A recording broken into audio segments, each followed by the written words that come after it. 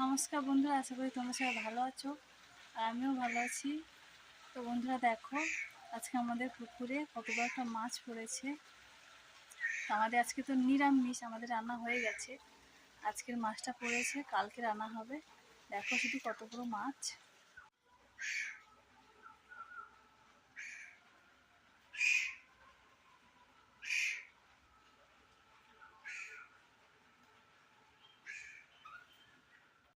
বন্ধুরা ওই মাছটা কালকে রান্না হবে, আজকে রান্না করেছি আমি নিরামিষ।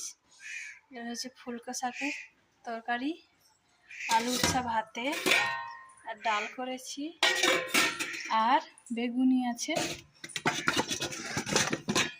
আর বেগুনি এই দিয়ে আজকে খাওয়া হবে।